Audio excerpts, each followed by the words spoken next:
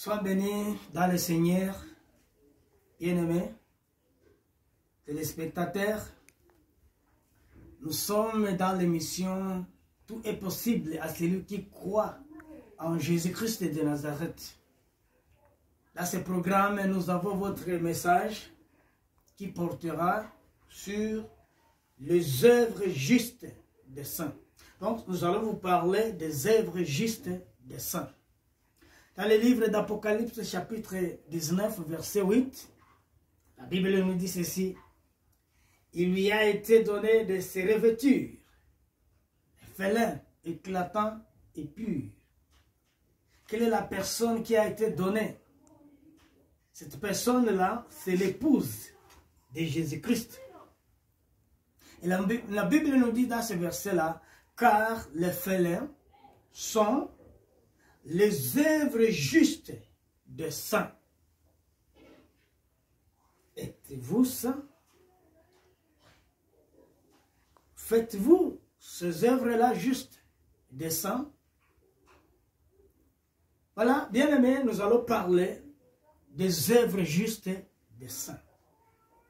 Mais il est très nécessaire de savoir qu'il y a la première chose que vous devez faire pour que vos œuvres soient qualifiées d'œuvres justes des saints. Quelle est cette chose-là, bien-aimé dans le Seigneur? Nous allons la trouver dans le livre de l'Évangile selon Jean, chapitre 6, verset 28 jusqu'à 29. Évangile selon Jean, chapitre 6, verset 28 jusqu'à 29. Là, vous trouverez des personnes qui avaient posé une question en Jésus-Christ. La Bible nous dit ceci: que ferons-nous pour exécuter, pour faire les œuvres de Dieu? Et ils lui répondirent: les œuvres de Dieu, c'est que vous croyez à celui qui l'a envoyé. Qui a envoyé ce Dieu? Dieu avait envoyé qui? Jésus-Christ de Nazareth, son fils unique. Donc si vous croyez à ce Jésus-Christ-là de Nazareth, vous feriez quoi? Des œuvres justes des saints. Ça, c'est la première condition sine qua non. Pour que vous arriviez à faire des œuvres justes des saints, il faut croire pleinement en Jésus-Christ de Nazareth, qui a accepté d'être crucifié sur la croix, là à Golgotha. Il est ressuscité, celui qui est ressuscité 3e jour après son enterrement. Bien-aimé, vous devez savoir que il y a des choses, il y a des actes. Si vous posez cet acte-là, on dira que vous avez fait des œuvres justes des saints. Quels sont ces actes-là? Quelles sont ces choses-là? Parce que, bien aimé, vous devez savoir que les personnes qui font des œuvres justes des saints, leurs noms sont figurés dans les livres de vie de Jésus-Christ. Ces personnes-là qui font ces œuvres-là justes ne seront pas condamnées avec les pécheurs. Ces personnes-là, à toutes ces personnes-là, Dieu a déjà préparé quoi? Dieu a déjà préparé une couronne de vie pour toutes ces personnes-là qui font quoi? Des œuvres justes des saints. Elles sont agréables. Elles sont justes. Elles sont bien protégées. Et à la venue du Christ, elles entreront dans le royaume des cieux, où elles seront dans une extrême joie éternelle. Bien aimé, il faut les envier. Je souhaite que vous soyez parmi ces personnes-là. Il faut croire à ce que nous sommes en train de vous dire. Donc Jésus-Christ est en train de m'utiliser pour que vous sachiez comment vous comporter, afin que dans votre vie, vous puissiez chaque fois faire quoi? Poser ou bien faire ces actes-là juste de sang. Et que votre nom soit figuré sur cette liste-là des saints de Dieu. Alors nous allons vous parler de ces actes-là. La première action, les opérations que les serviteurs de Dieu font par la puissance du Saint-Esprit à travers les dons spirituels. Celles-ci ou bien ces opérations montrent que ces gens-là font des actes ou bien font des œuvres justes des saints. C'est pourquoi, bien aimé dans le Seigneur, Jésus-Christ avait dit ceci à ses disciples. Maintenant, il s'adresse à vous, il s'adresse à moi. Dans les livres Évangile, selon Jean chapitre 14, verset 12, Jésus-Christ lui-même avait dit ceci. En vérité, je vous dis, si vous croyez en moi, vous ferez des œuvres que j'ai faites. Et vous en ferez grandes, car je m'en vais au Père. Vous savez, bien aimé, les œuvres grandioses et les œuvres grandes que Jésus-Christ avait faites quand il était physiquement ici sur la terre, il avait prié pour les malades. Et ces derniers sont guéris complètement. Et les maladies avaient disparu complètement. Il avait prié pour les aveugles. Et ces derniers avaient découvert la vie. Il avait prié pour les boiteux. Et ces boiteux avaient marché comme d'autres personnes qui sont en bonne santé. Il avait prié pour les personnes qui étaient possédées des démoniaques. Et après sa prière, ces personnes ont été complètement délivrées. Et tous les mauvais esprits n'avaient plus été à mesure encore de retourner dans ces personnes-là. Et il avait aussi prié pour il avait prêché la bonne nouvelle pour les captifs. Il avait prêché la bonne nouvelle aux captifs.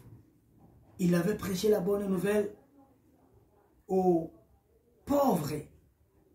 Et ces personnes, à cause de ces paroles-là que Jésus-Christ leur avait prêché, ont été à mesure de quitter dans les ténèbres. Et ils sont entrés dans la lumière de Jésus-Christ, qui était la parole de Dieu.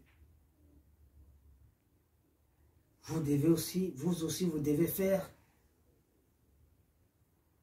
la même chose. Si vous croyez en Jésus-Christ, vous en ferez autant. Jésus-Christ va vous utiliser afin que ces personnes soient délivrées, afin que ces personnes soient, les aveugles puissent recouvrir la vie, ainsi de suite. Bien-aimés dans le Seigneur, vous devez savoir que ces personnes-là qui font des actes, ou bien qui font des œuvres justes des saints, ont toujours eu une bonne conduite. Et ces bonnes conduites-là, ils ont toujours eu des bonnes conduites qui donnent lieu à des œuvres justes des saints. Dans la lettre que Jacques avait écrite, chapitre 3, verset 13. La Bible nous dit ceci. Lequel d'entre vous est sage et intelligent, qu'il montre ses œuvres par une bonne conduite et la douceur par la justice, par la sagesse du moins, et la douceur par la sagesse. Bien-aimé, quelqu'un qui a toujours eu une bonne conduite, ou bien cette personne qui a une bonne conduite, fait toujours des actes, des œuvres justes, des saints. Je vais vous poser certaines questions. Est-ce qu'une personne qui va coucher avec une femme d'autrui ou bien avec un mari d'autrui, quelque part dans un hôtel ou ailleurs, ça veut dire que cette personne a une bonne conduite? Une personne qui prend des photos et qui poste ces photos-là étant nue, en vêtements d'Adam et Ève, poste ces photos-là sur le YouTube, Instagram, Facebook. Vous direz que cette personne a une bonne conduite? Une personne qui porte des habits séduisants, qui peuvent provoquer une action de prostitution. Une personne qui profère des paroles, qui parle des paroles séduisantes, qui peuvent pousser quelqu'un à aller poser des actes sexuels. Une personne qui pose des actions ou bien qui affiche un comportement qui peut provoquer une action de prostitution. Est-ce que vous direz que cette personne-là a une bonne conduite? Bien-aimés dans le Seigneur, vous devez savoir que tout acte qu'il faut poser,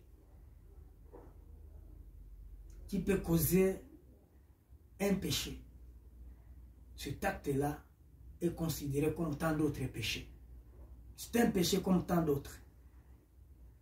Vous devez vous en repentir, parce que le Seigneur Dieu vous aime. Nous vous dirions aussi qu'une personne qui fait des actes justes, ou bien des œuvres justes des saints, c'est une personne qui a toujours réconcilié les gens qui sont dans les conflits. Elle n'attise pas les feux. Elle n'attise pas le feu. Elle ne tire pas les ficelles. Elle ne met pas les gens dans les conflits. Ces gens-là ne sont pas des catalyseurs. Parce que dans les livres, la deuxième lettre que Paul avait écrite aux Corinthiens, chapitre 5, verset 18.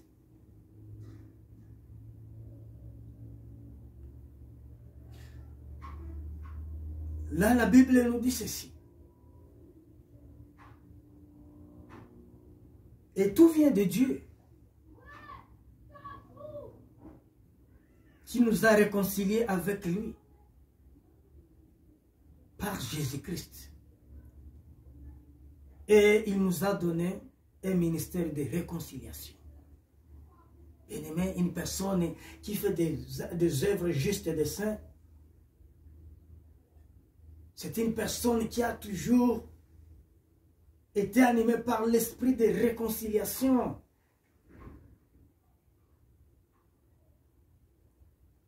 Elle ne met pas les gens dans les conflits. Il les réconcilie en fait qu'ils soient dans la paix. Nous allons vous dire en plus que Jésus-Christ vous aime, bien-aimés. Nous sommes en train de parler des œuvres justes des saints. Et nous sommes en train de parler des œuvres ou bien des choses que vous pouvez faire. Et on dira qu'à partir de ces actions-là, vous faites des œuvres justes des saints. Ces personnes-là qui ont toujours fait des œuvres justes des saints,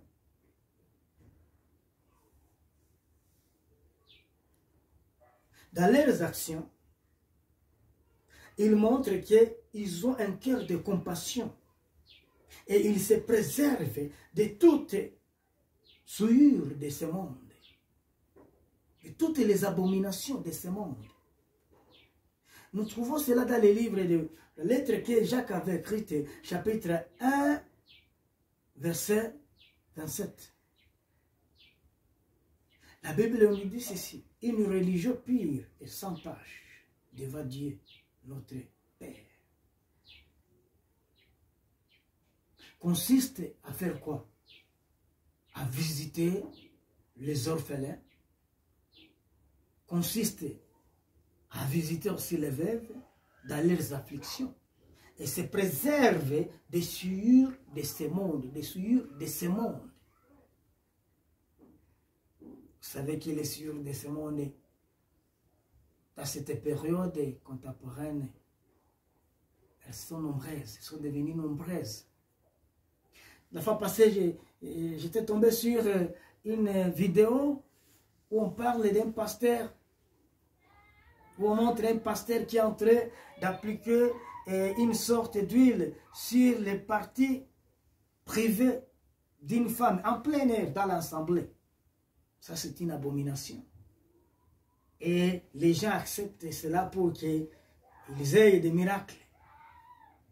J'étais tombé aussi sur une autre vidéo où on est en train de montrer un pasteur qui est en train de raser les cheveux qui se trouvent en dessous du bas-ventre d'une femme, en plein air, pour qu'elle puisse recevoir des miracles. Ça, c'est une abomination. Il y en a beaucoup. La liste est longue. Examinez-vous. Si dans votre cœur, il n'y a pas ce souillure-là de ce monde, dans vos pensées, dans vos plans, les choses que vous préparez à faire, Dieu regarde dans votre cœur. Bien-aimés dans le Seigneur, nous allons vous dire qu'une personne qui fait des œuvres justes, de saints, elle a toujours eu une bonne conscience, une parfaite conscience, entourée par le sang de Jésus-Christ, purifiée par le sang de Jésus-Christ. Dans les livres de la lettre que Pierre avait écrite, la première lettre, chapitre 3, verset 16. La Bible nous dit ceci: il y a une bonne conscience, en fait que là où même on vous calomnie comme si vous étiez des malfaiteurs, ce qui décrit votre bonne conduite sera couvert de confusion, sera couvert de honte. Les gens vont chaque fois vous examiner, vous discerner, vous épier, vous examiner, voir si vraiment vous êtes réellement chrétien. Mais il faut toujours afficher le bon comportement. Il faut toujours avoir une bonne conduite. Et dans leurs examens, ils trouveront comme résultat un enfant saint de Dieu. Dieu vous aime. Et finalement, nous allons vous dire qu'une personne qui fait des actes, qui fait des œuvres justes de saints, elle a toujours été pacificateur. Dans ses actions, elle manifeste une pacification. Il est pacificateur. Tel qu'il est écrit dans l'évangile selon Matthieu chapitre 5 verset 9. La Bible nous dit ceci: heureux ceux qui procurent la paix, car ils seront appelés fils de Dieu. Heureux ceux qui procurent la paix, car ils seront appelés fils de Dieu. Dans vos habitudes, dans vos paroles, dans vos comportements, il faut toujours privilégier la paix. Là où vous trouvez des conflits, là où vous trouvez des problèmes, là où vous trouvez des querelles, il faut prêcher la paix. C'est ce qui montre vraiment que vous faites des œuvres justes de Dieu. Dieu vous aime. Nous sommes vers la fin de notre message. Nous allons prier. Si vous vous sentez coupable, commencez à vous repentir. Parce que le sang précieux de Jésus-Christ est toujours disponible pour vous purifier, pour vous sanctifier, afin que votre nom se figure sur la liste là des saints de Dieu. Père, je prie pour toutes ces personnes qui sont en train de me regarder. Je te demande de pardonner ceux qui se sont repentis, ceux qui se sont sentis coupables. Ceux qui se sont repentis de leurs péchés, pardonne-leur au nom puissant de Jésus-Christ. Tous ces gens-là qui continuent à garder, à rester, à demeurer dans ta volonté, qui font des œuvres justes des saints, Seigneur, je te demande de continuer à les fortifier, à les garder, à les protéger, afin qu'ils restent dans cette bonne conduite-là, jusqu'à la dernière trompette. Je prie ainsi au nom puissant de Jésus-Christ. Bien-aimé, vous étiez avec votre frère et humble serviteur de Dieu, Jean, qui vous a prêché depuis l'Est de l'Afrique, précisément dans les pays du Rwanda, notamment dans la capitale, Kigali. Dieu vous aime. Par la grâce de l'Éternel, on sera encore ensemble à travers une autre vidéo. Ciao.